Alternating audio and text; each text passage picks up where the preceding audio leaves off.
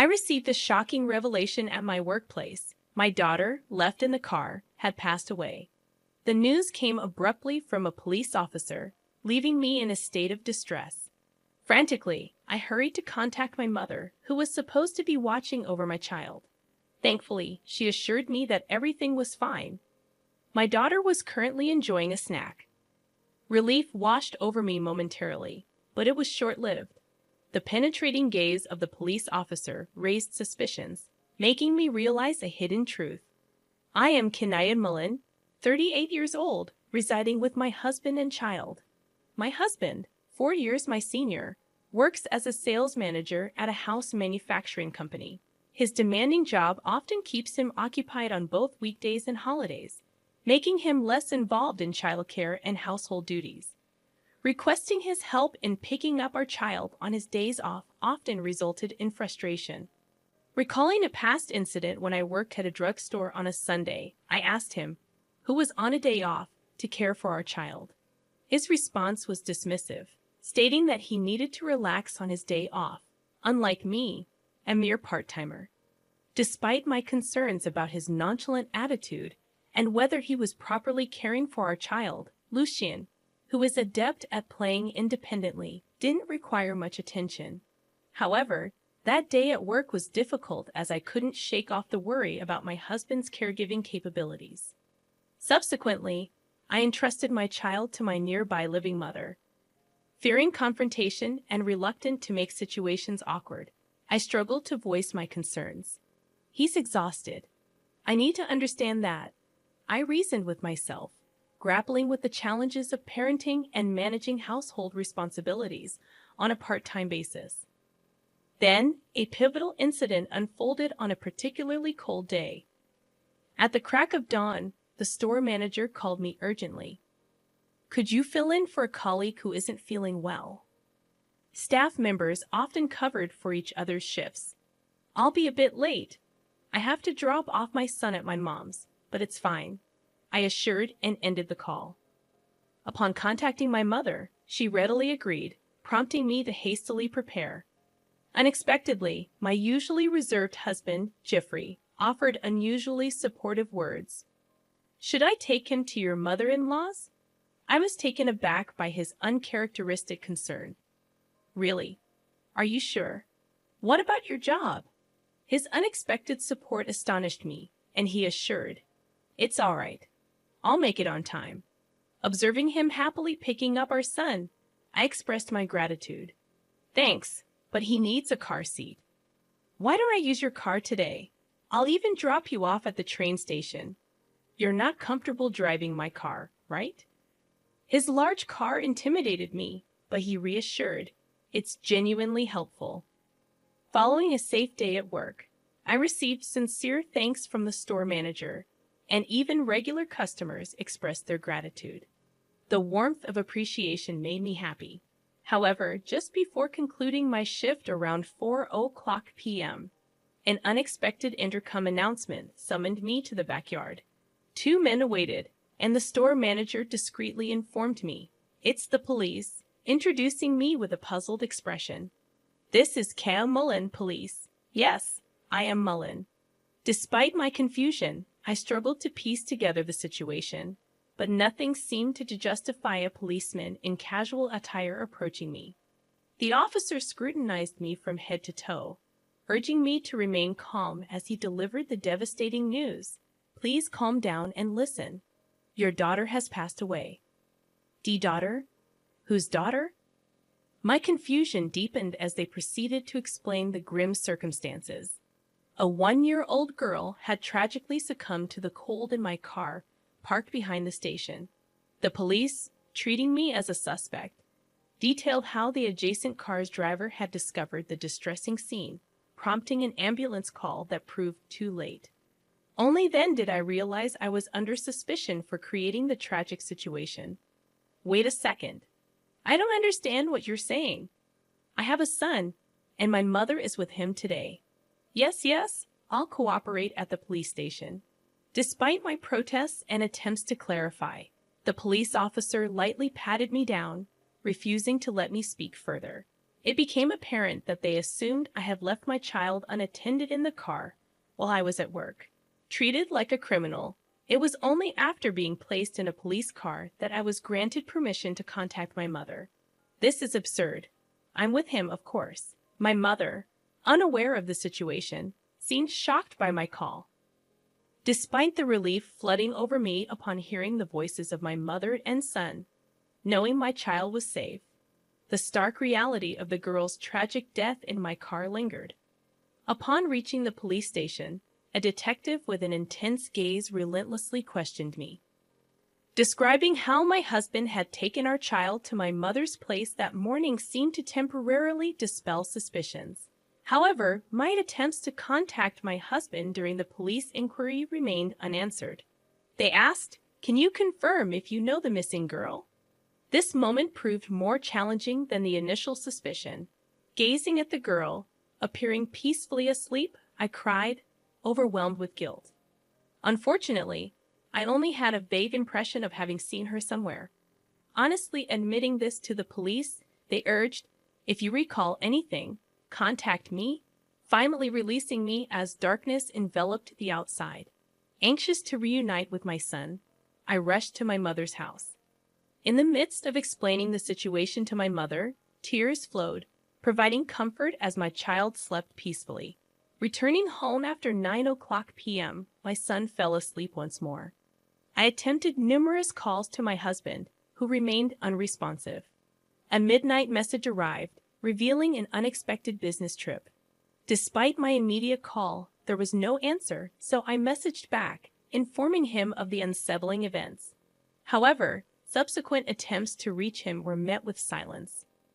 The following day, I faced the morning after a sleepless night, haunted by a lingering concern. Beyond the distress involving my husband, the image of that girl persisted, as if I had encountered her before. Resolving to seek answers, I waited for my husband's work hours to commence, gathering the courage to make the call.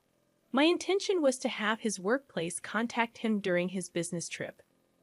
Surprisingly, I learned that my husband had taken a vacation since the previous day. Grateful yet perplexed, I found myself temporarily unable to process anything after the phone call. Amidst the shock, the idea of confiding in my best friend Chrissy dawned on me. Ready to make the call, I was met with astonishment upon opening my phone. In haste, I reviewed the messages from Chrissy Lie. It's a lie. One of the images there shook me to the core, as the girl in the picture with Chrissy was the same girl left in my car. Oh my God, it was Chrissy's daughter who passed away. Suddenly, the fragments of yesterday's inexplicable events started connecting. The question echoed. Why was Chrissy's child abandoned in my car? Convinced that this wasn't a delusion, I began to suspect my husband and best friend of having an affair. 2 years ago, Chrissy, single after a divorce, had cryptically shared about her pregnancy, refusing to disclose the father. "I won't tell you who the dad is. I'm just a single mother," she had laughed meaningfully. The possibility that the girl might be my husband's child loomed, though uncertain. Fueled by unbearable anger at being deceived for so many years, I felt a determination to unveil the truth in honor of the departed girl. My lack of assertiveness had allowed me to navigate my marriage without confronting my husband. However, upon discovering the betrayal, a newfound determination stirred within me. Realizing that 2 foolish adults had tormented an innocent child, I promptly took action to address the issue. After dropping my daughter off at the nursery, I headed straight to Chrissy's house. Upon arriving at her apartment and ringing the doorbell, Chrissy, still half asleep, answered. "It's been a while. Did I wake you up? Huh, Kanaya, what's going on?" Chrissy, lacking makeup, attempted to shut the door, but I anticipated it and placed my bag between the doors. "There's Jeffrey too, right? Let's talk, the 3 of us." Despite Chrissy's panic, I found myself chuckling, perhaps due to the absurdity of the situation. Chrissy seemed unnerved by my strange laughter. "All right, you should have told me you're coming," she grumbled but gestured for me to come in. Navigating to the back room, I heard my husband's voice calling out in surprise. "What, Kenya?" He was still in bed. However, his surprise was short-lived, and by the time he joined us in the living room, He seemed prepared to face me. "Well, you've already found out," he nonchalantly remarked as soon as he saw my expression. Chrissy, who had been visibly upset moments ago, was now grinning behind my husband. "Can you not make fun of me? I have something I want to ask." "Oh, I'm scared." Despite the urge to scold Chrissy for her unserious demeanor, I suppressed it. "I assume you've already been informed about her daughter. If you know that, why are you two here? Why haven't you gone to pick her up?" It seemed they anticipated that I would be contacted regarding Chrissy's daughter. I couldn't fathom their actions, wondering just how much they knew about the situation. "Give me a break. The police are taking care of that kid right now." She didn't even realize her child was missing and was shockingly optimistic, I learned, feeling disheartened by her ignorance. Simultaneously, I decided to unveil the truth after listening to their version of events. "How did this happen?" We were surprised too. There were a lot of people around when we returned to the parking lot. "Oh yes, some people are just so dramatic," they casually remarked, delving into the details of the previous day. My husband, on vacation, had initially planned to spend time with Chrissy. However, Chrissy's child complicated matters when they tried to enter the hotel in front of the station. That's why he parked my car in a lot and went to the hotel with her child still inside. As I learned of this impulsive decision, my jaw couldn't help but drop. When I exited the hotel and returned to the parking lot, the police were surrounding my car. He even saw the ambulance and thought it was a bad situation, so he ran away. In a typical scenario, one would be concerned about the child's safety, but they interpreted the situation in their favor. I'm dismayed to hear that she's relieved to be free from taking care of her child, under the protection of the police.